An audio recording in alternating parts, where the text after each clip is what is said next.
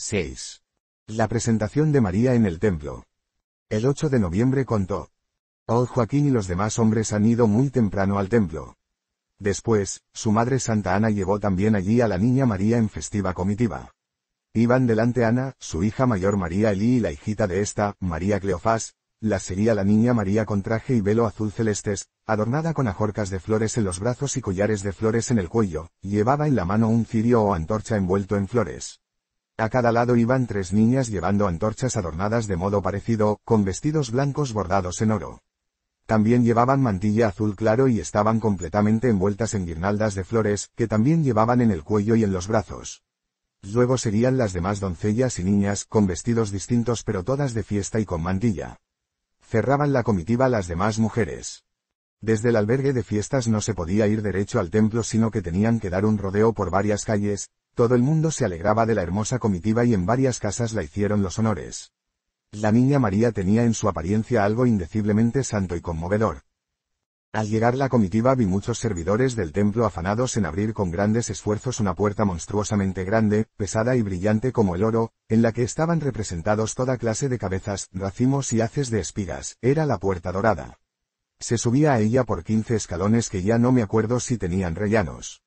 Quisieron llevarla de la mano, pero María no aceptó y se apresuró a subir la escalera con alegre entusiasmo y sin dar traspiés, con lo que todos se emocionaron.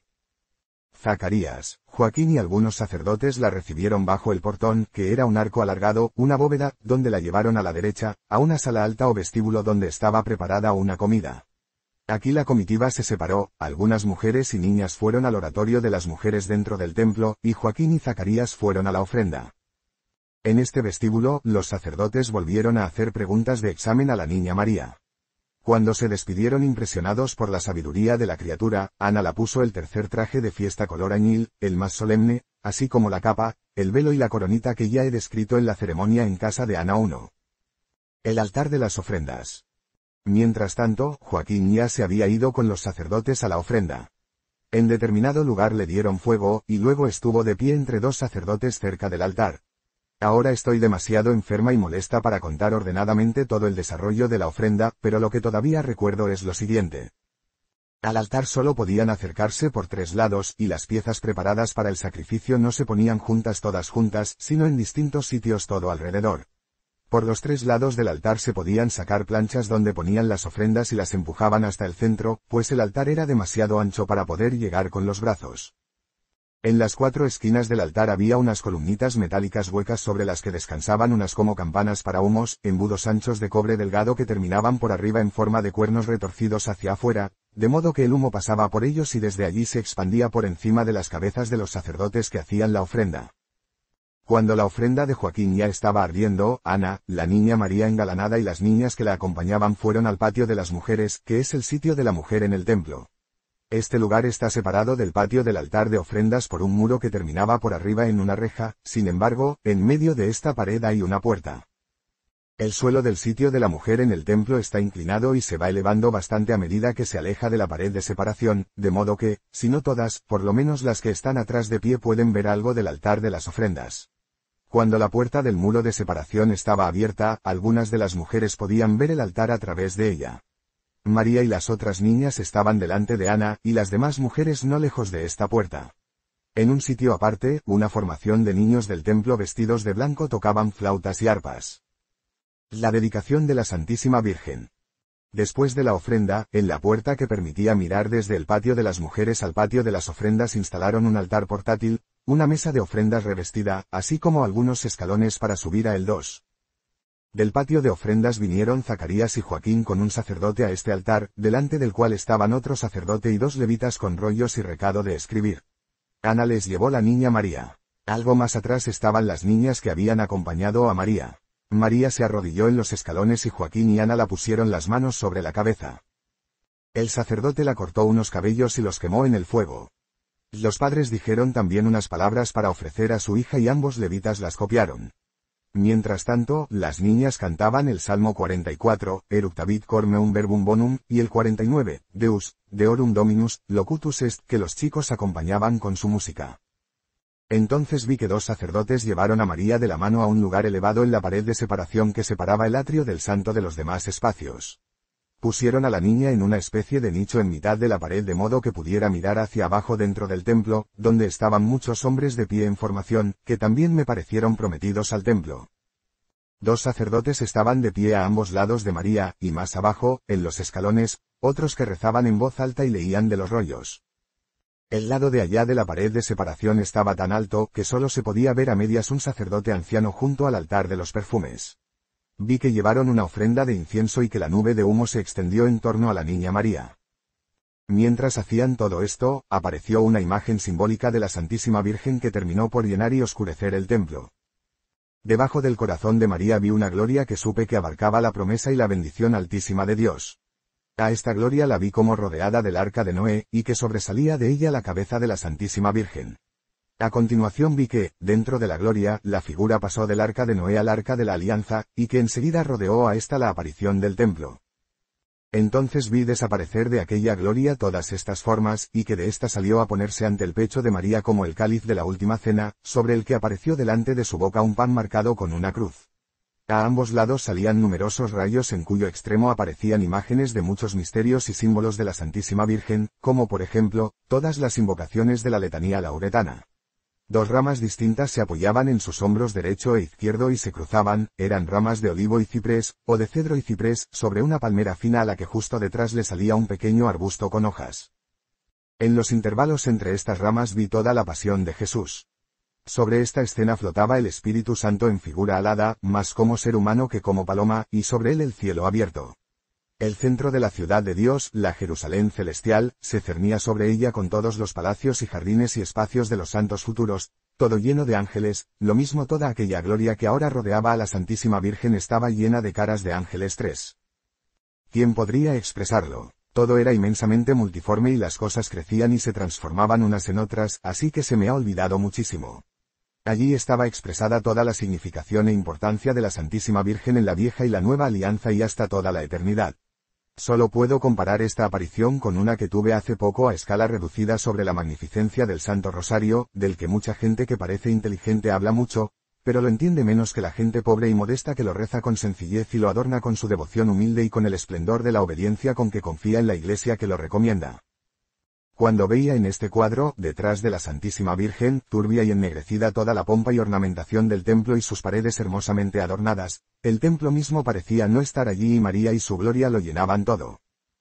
Mientras estas apariciones desarrollaban ante mis ojos todo el significado de la Santísima Virgen, ya no la vi como Niña María, sino como la Santísima Virgen, grande y flotante.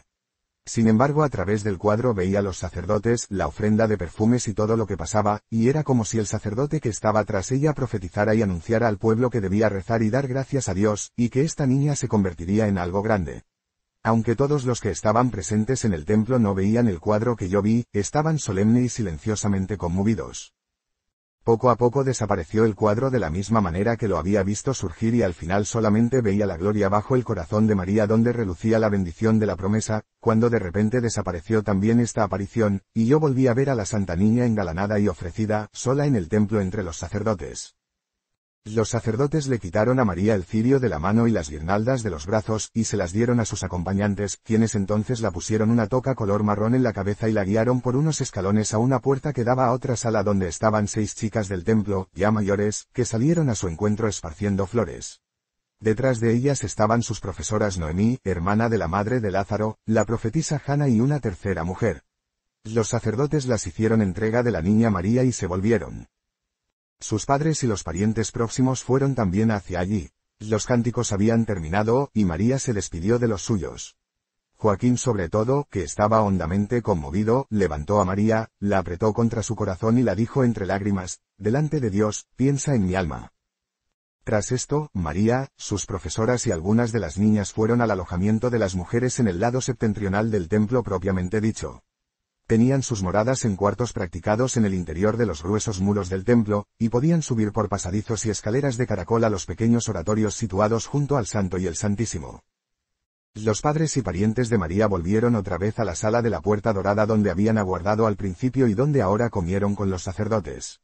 Las mujeres comieron en una sala aparte.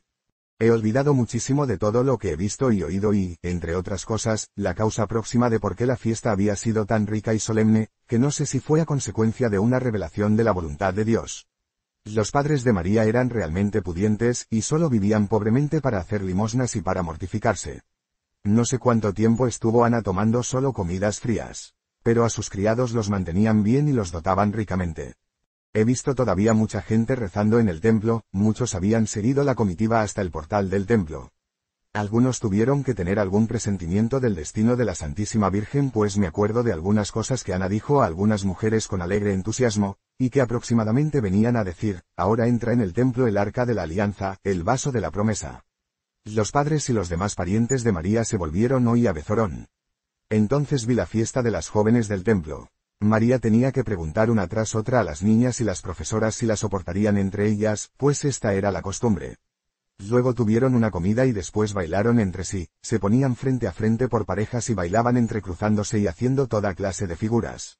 No brincaban, era como un minué. De vez en cuando hacían con el cuerpo un movimiento ondulante y balanceante, del tipo de los movimientos de los judíos en oración. Algunas de las niñas además hacían música con flautas, triángulos y campanillas. Había un instrumento que sonaba especialmente agradable y extraño, era un cajoncito inclinado por ambos costados en los que había cuerdas tensas donde se rasgueaba y en el medio del cajoncito había unos fuelles que, al apretarlos arriba y abajo, hacían sonar unos silbatos rectos o rizados entre los sones del arpa.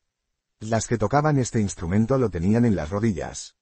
Por la tarde, la profesora Noemí llevó a la Santísima Virgen a su celda, desde la que podía ver el templo. No era completamente rectangular, y las paredes estaban adornadas con figuras triangulares de distintos colores. En el cuarto había una mesita y un taburete, y en las esquinas, estantes con departamentos para poner cosas encima. Delante de este camarín había un lecho y un armario ropero, así como la alcoba de Noemí. María habló con esta de levantarse más veces por la noche, pero Noemí no se lo permitió por ahora. Las mujeres del templo llevaban trajes largos, amplios y blancos con cinturón y mangas muy amplias que se recogían para trabajar. Iban veladas. No recuerdo haber visto nunca que Herodes reconstruyera completamente el templo, durante su gobierno solo vi cambios de toda clase. Ahora, cuando llegó María al templo, 11 años antes del nacimiento de Cristo, ya no se construía nada en el templo propiamente dicho, pero sí, como siempre, en el entorno exterior, no terminaban nunca. El 21 de noviembre, Ana Catalina dijo: hoy he echado un vistazo a la habitación de María en el templo. En el lado norte del muro del templo, hacia donde está el santo, se encuentran arriba varias camaretas que dependen de las habitaciones de las mujeres. La habitación de María era una de las más cercanas al Santísimo. Levantando una cortina se pasaba del pasillo a una especie de antesala separada del cuarto propiamente dicho por un tabique semicircular o en ángulo. En los rincones a derecha e izquierda había estantes para guardar los trajes y enseres. Frente a la puerta del tabique, unos escalones subían a una abertura desde la que se veía el templo allí abajo, la puerta estaba cubierta con gasa y un tapiz. A la izquierda, apoyada en la pared de la cámara, estaba arrollada una alfombra que cuando se extendía formaba el lecho donde descansaba María para dormir. En un nicho de la pared estaba puesta una lámpara de brazos. Hoy he visto a la niña de pie en un taburete junto a la lámpara y rezando oraciones de un rollo de pergamino con los pomos rojos. Verla era muy conmovedor. La niña llevaba un vestidito a rayas blancas y azules bordado con flores amarillas. En el cuarto había una mesita baja y redonda. Hannah entró y puso en la mesa una bandeja con frutas del tamaño de alubias y una jarrita. María era muy aplicada para su edad y enseguida la vi trabajar en pañitos blancos para el servicio del templo. Estas contemplaciones Ana Catalina las comunicaba habitualmente en la fiesta de la presentación de María, pero otras veces contó además lo siguiente de los 11 años que estuvo María en el templo. Acerca de la vida de la Santísima Virgen en el templo. La Santísima Virgen crecía en el templo en doctrina, oración y trabajos, unas veces la veía con las demás niñas en el alojamiento de las mujeres y otras sola en su cuartito. Las paredes de su celda estaban revestidas de piedrecitas triangulares de colores. Muchas veces oía yo que la niña decía a Hannah: pronto nacerá el niño de la promesa, si yo pudiera ver al niño Redentor. Y Hannah la respondía: yo ya soy anciana y he tenido que esperar mucho a ese niño, pero tú en cambio eres tan pequeña. María lloraba a menudo por ansias de ver al niño Redentor. En el servicio del templo tejía, cosía y bordaba estrechas tiras de tela en varas largas y también lavaba paños y limpiaba los cacharros.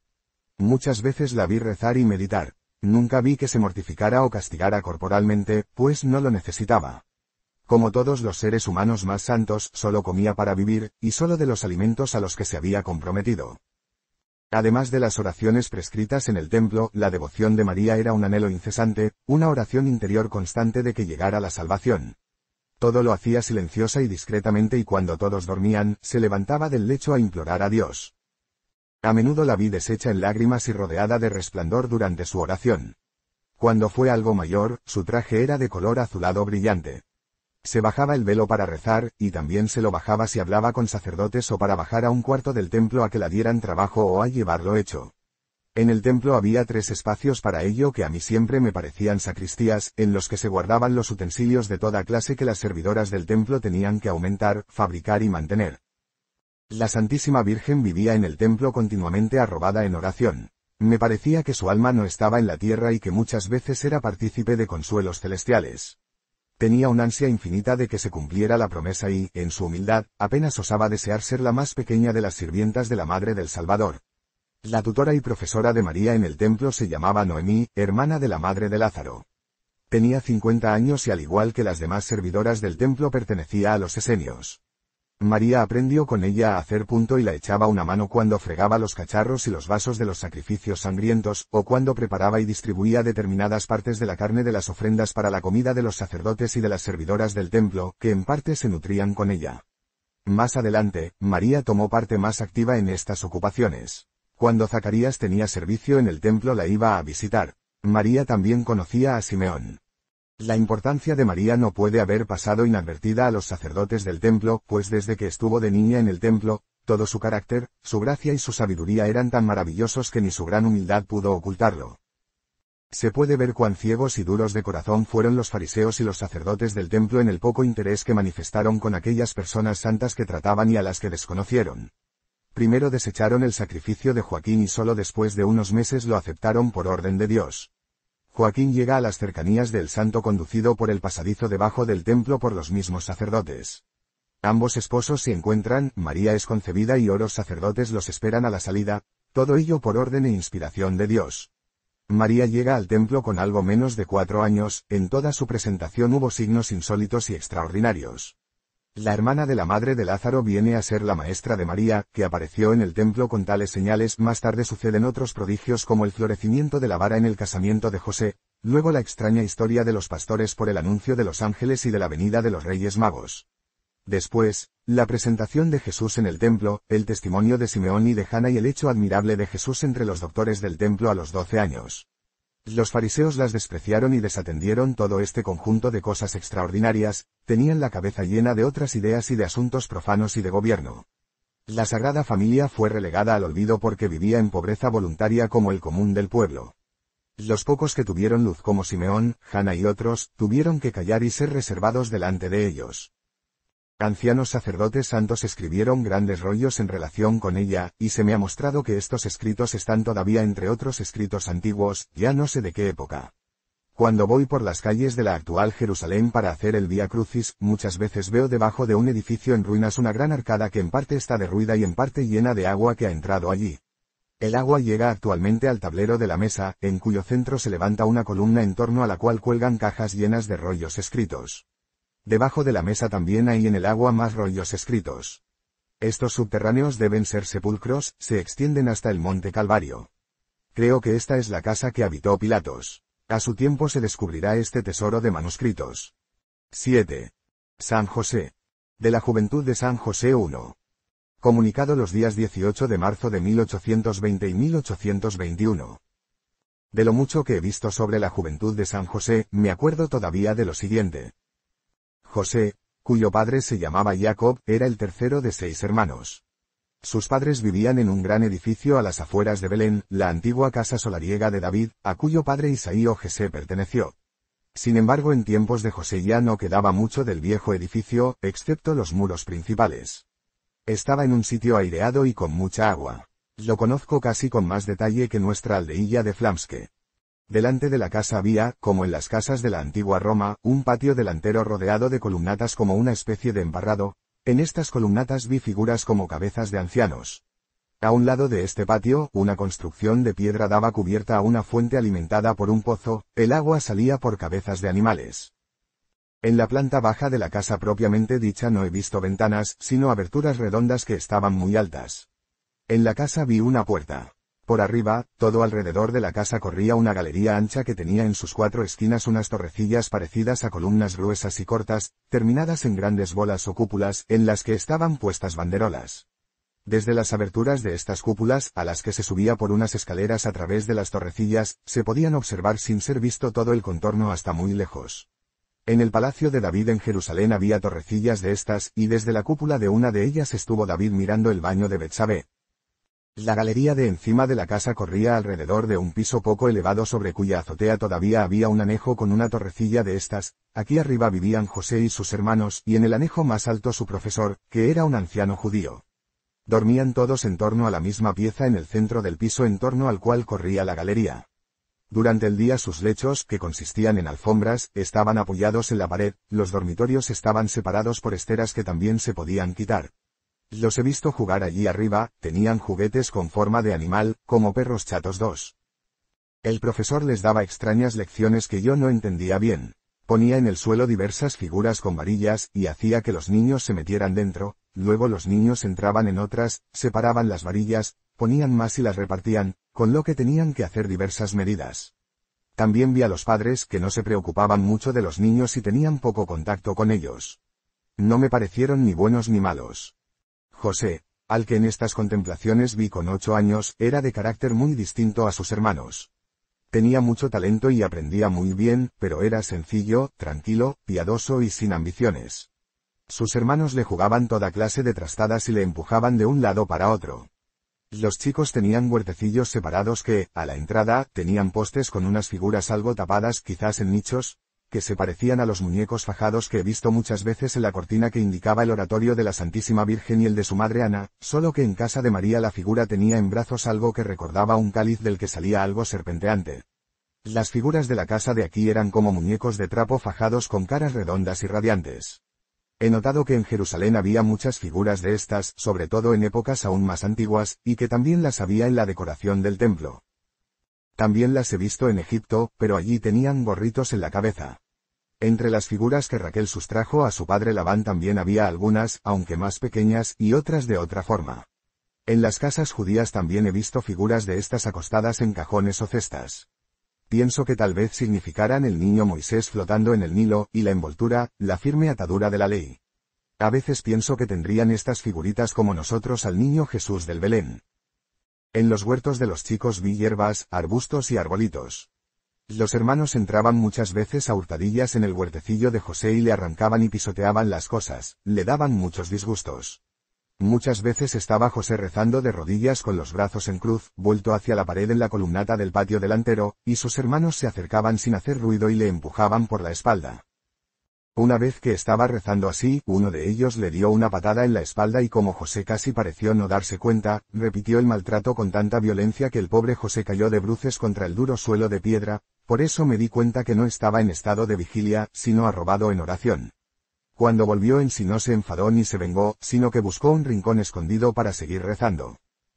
Vi unas moradas pequeñas adosadas por fuera a los muros de la casa, en las que vivían unas mujeres de edad mediana que iban completamente veladas, tal como suelo ver en aquel país a las mujeres que viven junto a una escuela.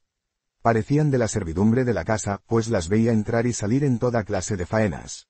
Traían agua, lavaban y barrían, cerraban las aberturas de las ventanas con las rejas idóneas, arrollaban y reunían los lechos junto a la pared y los tapaban por delante con biombos de zarzo. Los hermanos de José a veces hablaban con las criadas o las ayudaban en sus labores, pero también bromeaban con ellas. José no, pues se mantenía serio y solitario. Me pareció que también había hijas en la casa. Las habitaciones de la planta baja estaban dispuestas a grandes rasgos como en la casa de Ana, aunque todo era más espacioso. José no tenía muy contentos a sus padres, que querían que consiguiese con su talento algún empleo mundano, a lo que José no tenía inclinación alguna. Para sus padres, José era demasiado simple y sencillo ya que sus únicos afanes eran rezar y hacer tranquilamente trabajos manuales. Muchas veces vi que cuando José tenía unos 12 años, se sustraía a las bromas pesadas de sus hermanos yéndose a la otra parte de Belén, no lejos de la que después fue Cueva del Pesebre. Allí vivían mujeres piadosas de una comunidad de esenias en una serie de celdas rocosas en un cortado del cerro sobre el que está Belén, donde cultivaban huertecillos y educaban los niños de otros esenios. Muchas veces vi que cuando las esenias estaban en sus celdas rezando de un rollo junto a la lámpara, llegaba el pequeño José huyendo de las travesuras de sus hermanos y rezaba con ellas. También le vi en la cueva donde más adelante nació Jesús, donde rezaba completamente solo o hacía trabajitos de madera de toda clase, pues un viejo carpintero tenía su taller cerca de las esenias y José pasaba mucho tiempo con él. Le echaba una mano en sus trabajos e iba aprendiendo poco a poco el oficio, para lo que le aprovechó mucho lo que había aprendido en casa con su profesor. Al final, la hostilidad de sus hermanos le hizo completamente imposible vivir en la casa paterna. Un amigo suyo de Belén, cuya casa estaba separada de la del padre de José por un arroyuelo, le dio vestidos y José se disfrazó y una noche se fue de su casa a ganarse la vida en otra parte con su oficio de carpintero. Tendría entonces 18 o 20 años, y el primer sitio donde lo vi trabajar de carpintero fue en Liboná, donde de verdad aprendió su oficio por primera vez. Su maestro vivía en una vieja muralla que iba a lo largo de una loma estrecha como si fuera un camino de la ciudad a un castillo en ruinas. En esta muralla vivía gente pobre y en ella había José entre altos muros con aberturas arriba, que hacía con varas largas bastidores para tejer zarzos. Su maestro era pobre y hacía sobre todo rudos tabiques de zarzos y parecidos trabajos sencillos. José era muy piadoso, bueno y sencillo y todos le querían. Le vi hacer con toda humildad toda clase de servicios a su maestro, recogía virutas, iba por madera y se la traía a la espalda. Andando el tiempo, una vez que José pasó de viaje por aquí con la Santísima Virgen me parece que la llevó a visitar su antiguo lugar de trabajo. Al principio sus padres creían que lo habían secuestrado unos ladrones, pero después sus hermanos lo encontraron aquí y le hicieron muchos reproches, pues se avergonzaban de su modo de vida tan modesto. Pero en su humildad, José no lo dejó por eso, y se limitó a marcharse de aquel lugar para ir a trabajar a Taanach, cerca de Megido, junto a un río, el Quisón, que desemboca en el mar. El lugar no está lejos de Afequé, la ciudad natal del apóstol Tomás. José vivió aquí con un maestro bien situado, carpinteaban y hacían mejores trabajos 4. Más tarde le vi trabajar para un maestro de Tiberíades. José vivía solo en una casa junto al mar de Galilea y ya tendría por entonces unos 33 años. Sus padres habían muerto en Belén mucho tiempo antes, 2 hermanos suyos vivían en Belén, el resto se había desperdigado. Su casa paterna estaba en otras manos y toda la familia había venido muy deprisa a menos. José era muy piadoso y rezaba fervorosamente por la llegada del Mesías. Justo estaba ocupado en instalar en su casa un cuarto para rezar aún más aislado, cuando se le apareció un ángel que le dijo que no lo hiciera, pues lo mismo que por voluntad de Dios el patriarca José se había convertido en su época en el administrador del trigo de Egipto, ahora también se le confiaría a él, José, el granero de la salvación. Pero en su humildad José no lo entendió y se dedicó a rezar sin descanso hasta que recibió aviso de ir al templo de Jerusalén, donde por decisión divina se convirtió en esposo de la Santísima Virgen. Antes nunca lo he visto casado, era muy retraído y evitaba al sexo femenino. De un hermano mayor de José. Más adelante encontraremos en las contemplaciones de Ana Catalina numerosas noticias acerca de la historia de la familia de José, y en concreto, algunas relativas a sus hermanos, pero como están demasiado diseminadas y entretejidas en este gran acervo de comunicaciones, el escritor no puede recogerlas todas aquí con precisión sin dificultad. Pero como la oportunidad se ha presentado inopinadamente, se menciona aquí a uno de los hermanos mayores de José, que vivía en Galilea. El escritor rebuscaba en sus diarios el ya mencionado parentesco de Joaquín y José y recogido el 24 de agosto de 1821, mientras Ana Catalina contaba con todo detalle una contemplación que acababa de tener sobre la vida de este apóstol, estimulada en muy alto grado por una reliquia de este santo. En esta contemplación se le dijo que el padre de Bartolomé de Gesur había usado durante mucho tiempo los baños de Betulia, y que después se afincó enteramente en la región, sobre todo por su amistad con un hermano mayor de San José. Ana Catalina contó. El piadoso padre de Bartolomé se mudó a las cercanías de Davesez, en el valle donde vivía Sadoc, un piadoso hermano mayor de José al que había tomado mucho afecto durante su estancia en los baños. Sadoc tenía 2 hijos y 2 hijas que tenían trato con la Sagrada Familia. Cuando Jesús se quedó en el templo a los 12 años y sus padres le creían perdido, lo buscaron también en esta familia. En la juventud de Jesús vi hijos de esta familia entre sus compañeros. Juan, prometido a Zacarías. Zacarías dijo a Isabel que estaba muy apesadumbrado porque se acercaba la época en que tenía servicio en el templo de Jerusalén, a donde siempre iba atribulado porque le miraban con desprecio a causa de su infecundidad. Zacarías estaba de servicio en el templo 2 veces al año. No vivían en Hebrón mismo, sino en Utah, como a 1 hora de allí. Entre Utah y Hebrón hay varias murallas, tal vez como si en otro tiempo hubieran estado unidos ambos lugares. En otras partes de Hebrón también había grupos de casas y edificios diseminados también en ruinas, restos de la gran extensión que tuvo Hebrón, que en otros tiempos fue tan grande como Jerusalén. En Hebrón vivían sacerdotes modestos y en Utah, los principales, de los que Zacarías era como el presidente. Isabel y él eran muy respetados a causa de sus virtudes y su limpia estirpe de Aarón. A continuación, vi a Zacarías con varios sacerdotes de la comarca en una finquita que tenía cerca de Utah. Era un jardín con toda clase de pérgolas y una casilla. Zacarías rezaba con los allí reunidos y los enseñaba, era una especie de preparación para el inminente servicio en el templo. También le oí hablar de su pesadumbre y que presentía que algo le iba a pasar. Luego vi que fue con toda esta gente a Jerusalén, donde tuvieron que esperar 4 días hasta su turno de ofrendas. Hasta ese momento solo rezaba en la parte delantera del templo. Cuando le llegó el turno de encender el incienso le vi entrar en el santo donde estaba el dorado altar de los perfumes delante de la entrada del Santísimo. El techo estaba abierto encima del altar y se veía el cielo al aire libre. Desde fuera no se veía oficiar al sacerdote pero se podía ver subir el humo. Cuando entró Zacarías, el otro sacerdote habló un poco con él y luego se marchó 5. Cuando Zacarías se quedó solo, le vi ir detrás de una cortina a un lugar oscuro donde buscó algo que llevó al altar, lo encendió y salió humo. Entonces vi que sobre él bajaba una gloria a la derecha del altar y una figura luminosa dentro de ella que se le acercó. Zacarías se asustó e inmediatamente cayó de rodillas rígido y arrobado, vuelto hacia el lado derecho del altar. El ángel lo puso otra vez de pie y le habló mucho rato. Zacarías también le contestó. Encima de Zacarías vi el cielo abierto y 2 ángeles que subían y bajaban de él como por una escalera. A Zacarías se le había soltado el ceñidor y tenía abierto el traje, uno de los ángeles le quitó algo y el otro le metió un cuerpecito luminoso en el costado. Fue como cuando Joaquín recibió del ángel la bendición para la concepción de la Santísima Virgen. Una vez encendido el incienso, los sacerdotes solían salir enseguida del santo, pero como Zacarías tardaba tanto tiempo en volver, el pueblo que estaba rezando fuera se inquietó mucho. Zacarías se había quedado mudo y antes de salir le vi escribir en una pizarrita. Al salir del templo no podía hablar e hizo señas con la mano, señalando su boca y la pizarrita, e inmediatamente se la envió a Isabel en Utah, para informarla de su mudez y de la misericordiosa promesa de Dios, hasta que él mismo viajara allí en breve plazo, pero Isabel también había tenido una revelación que se me ha olvidado. Aquí se ha recogido solamente lo que Ana Catalina contó por encima durante su enfermedad, pero para que el lector tenga presente la conversación del ángel con Zacarías y las palabras de Isabel, se incluye aquí este misterio con palabras del Evangelio, LC 1, 5, 25. En los días de Herodes, rey de Judea, había un sacerdote de nombre Zacarías, de la clase sacerdotal de Abías. Su mujer era una de las hijas de Aarón y se llamaba Isabel. Ambos eran justos ante Dios y andaban sin falta en todos los mandamientos y leyes del Señor. No tenían hijos, pues Isabel era estéril y ambos ya estaban entrados en años.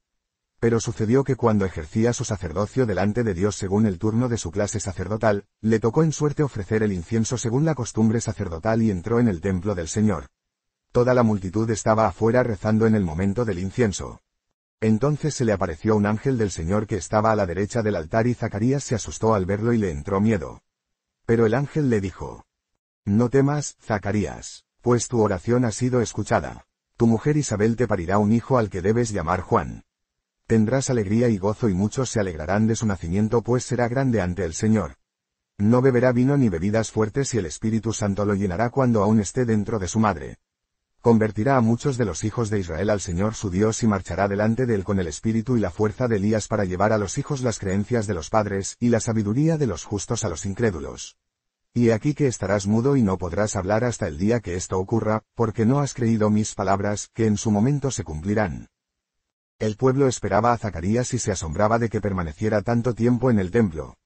Al salir no podía hablar y se dieron cuenta que había tenido una visión en el templo. Él les hizo señas pero seguía mudo. Cuando cumplió los días de su servicio en el templo, se fue a su casa. Días después concibió su mujer Isabel, que se escondió 5 meses diciendo: Esto me ha hecho el Señor, que se ha fijado en mí para quitar mi vergüenza delante de la gente. Zacarías era hombre de estatura elevada, grande y de aspecto majestuoso, los ESPONSALES de la Santísima Virgen con José. La Santísima Virgen vivía en el templo con otras doncellas bajo la inspección de piadosas matronas. Las doncellas se ocupaban en hacer bordados y ornamentos de toda clase en las vestiduras sacerdotales y en limpiarlas así como los enseres del templo. Tenían celdas pequeñas donde rezaban y meditaban y desde las cuales podían mirar al interior del templo. Cuando ya estaban crecidas, las desposaban. Sus padres las habían ofrecido completamente a Dios al entregarlas al templo, y desde hacía mucho tiempo reinaba entre los israelitas piadosos y devotos el silencioso presentimiento de que alguno de estos matrimonios colaboraría alguna vez a la llegada del Mesías prometido. 6. Cuando la Santísima Virgen llegó a los 14 años, debía dejar el templo para casarse, junto con otras 7 doncellas, y vi que su madre Ana fue allí a visitarla. Joaquín ya no vivía y Ana se había casado con otro hombre por orden de Dios. Pero cuando ahora anunciaron a la Virgen que debía abandonar el templo para casarse, vi que la Santísima Virgen, con el corazón muy agitado, explicó al sacerdote que ella pretendía no abandonar jamás el templo, pues se había prometido solamente a Dios y pretendía que no la casaran. Sin embargo, le dijeron que tendría que casarse 7. Acto seguido vi que la Santísima Virgen imploró fervientemente a Dios en su oratorio, y también recuerdo haber visto que María, muerta de sed de tanto rezar, bajó con su jarrita a llenarla de agua en un pozo o pilón, y allí oyó una voz sin aparición visible que le hizo una revelación que la dio consuelo y fuerzas para consentir en casarse. Este no fue el anuncio de lo que después vi pasar en Nazaret. Pero yo misma he debido creer alguna vez que también había visto la aparición de un ángel, pues en mi juventud trastocaba a veces este cuadro con el de la Anunciación, que creía que había ocurrido en el templo. 8. La selección del esposo de la Santísima Virgen. Vi que unos sacerdotes llevaron ante el Santísimo en una silla a sacerdote muy anciano que ya no podía andar, seguramente el sumo sacerdote, y mientras ellos encendían el incienso, él rezó algo leyendo de un rollo que tenía ante sí en un atril. Arrobado en espíritu, tuvo una aparición que le puso el índice en el rollo sobre el pasaje de Isaías que dice, brotará una rama de la raíz de Jesé y una flor se alzará de su raíz, Is 11, 1. Cuando el viejo sacerdote volvió en sí, leyó este pasaje y por él llegó a entender algo. Acto seguido enviaron mensajeros a todas partes del país a convocar a todos los solteros de la estirpe de David, y cuando estuvieron reunidos en el templo muchos de estos solteros en traje de fiesta, les fue presentada la Santísima Virgen. Vi entre ellos a un joven muy piadoso de la comarca de Belén que también había rezado siempre con gran fervor por el cumplimiento de la promesa, y distinguí en su corazón el cálido deseo de convertirse en el esposo de María. Por su parte María volvió a su celda, derramó santas lágrimas y procuró ni pensar en que dejaría de ser virgen. Entonces vi que el sumo sacerdote recibió una inspiración interior y entregó una rama a cada uno de los hombres presentes, les ordenó que la marcaran con su nombre y que la tuvieran en la mano durante la oración y la ofrenda. Cuando ya estuvo hecho todo reunieron las ramas y las pusieron en un altar delante del Santísimo. Se les anunció que aquel cuya rama hubiese florecido sería el designado por el Señor para desposarse con la Virgen María de Nazaret. La oración y la ofrenda prosiguieron mientras ponían las ramas en el altar, y vi que aquel joven cuyo nombre ya me vendrá a la memoria, clamaba fervientemente mientras tanto con los brazos en cruz en una sala del templo. Al expirar el plazo fijado, se deshizo en lágrimas cuando les devolvieron sus ramas a todos y les anunciaron que ninguna de ellas había florecido y que por consiguiente ninguno de ellos estaba destinado por Dios para esposo de esta Virgen. 9. Entonces los despidieron para que volvieran a sus casas, pero aquel joven se fue al monte Carmelo, donde los hijos de los profetas vivían como ermitaños desde los tiempos de Elías, y donde vivió rezando constantemente desde entonces por el cumplimiento de la promesa. 10. Vi que a continuación los sacerdotes rebuscaron de nuevo los registros genealógicos por si quedara algún descendiente de David que se les hubiera pasado, y entonces encontraron el registro de 6 hermanos de Belén, de los cuales uno era desconocido y no se sabía dónde estaba. Al investigar dónde vivía José, lo descubrieron no lejos de Samaria, en un lugar que está junto a un riachuelo pequeño, donde vivía solitario junto al agua y trabajaba para otro maestro carpintero. Por orden del sumo sacerdote, José vino al templo de Jerusalén con sus mejores galas. Tuvo que tener también una rama en la mano durante la oración y la ofrenda, y cuando quiso retirarla del altar delante del Santísimo, a la rama le brotó arriba una flor blanca como un lirio, mientras una aparición luminosa como el Espíritu Santo venía sobre José. Entonces los sacerdotes reconocieron en José el esposo que Dios destinaba a la Santísima Virgen, y se lo presentaron a María en presencia de su madre. Resignada a la voluntad de Dios, María lo aceptó humildemente por esposo, pues sabía que para Dios, que había aceptado su voto de pertenecerle en cuerpo y alma solamente a él, todo era posible.